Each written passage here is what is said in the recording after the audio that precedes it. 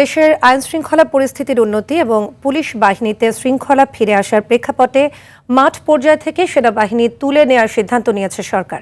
এই তথ্য জানিয়ে স্বরাষ্ট্রমন্ত্রী সালাউদ্দিন আহমদ বলেন, মাঠ পর্যায়ে থাকা সেনাবাহিনীর সদস্যদের পর্যায়ক্রমে তুলে নেওয়া হবে। সচিবালয়ে সাংবাদিকদের স্বরাষ্ট্রমন্ত্রী বলেন, পরিবেশ সংক্রান্ত আইন ও বিধিমালা অনুসরণ করে সীমিত পরিসরে সিলেট ও সুনামগঞ্জের পাথর কোয়ারি ইজারা দেবে সরকার। বিস্তারিত জানাচ্ছেন বিলাল হোসেন।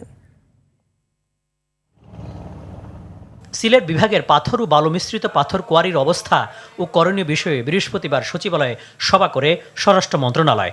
সবাই পাথর কোয়ারির ইজারা দেওয়ার পরিবেশগত দিক যাচাইয়ের জন্য সিলেট বিভাগীয় কমিশনারকে আহ্বায়ক করে একটি কমিটি গঠন করা হয়।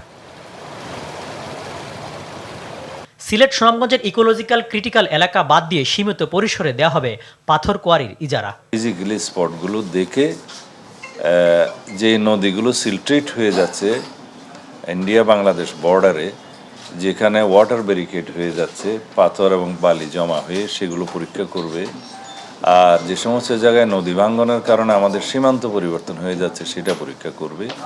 কি পরিমাণে কত গভীরতায় এই পাথরগুলো উত্তোলন করলে পরিবেশ সংরক্ষণ করা হবে, আহরণ করলে সে ব্যাপারে সাজেশন দিবে।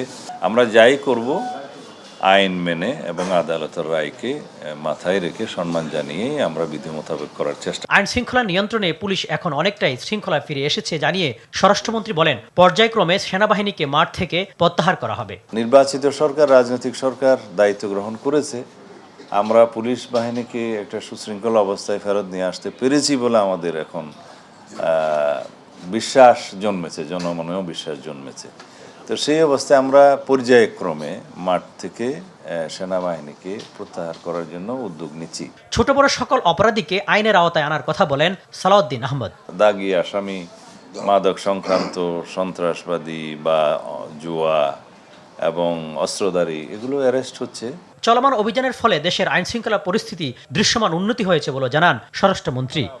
আইনের ঊর্ধ্বে তো কেউ নয়। বিলাল হোসেন, RTV, ঢাকা।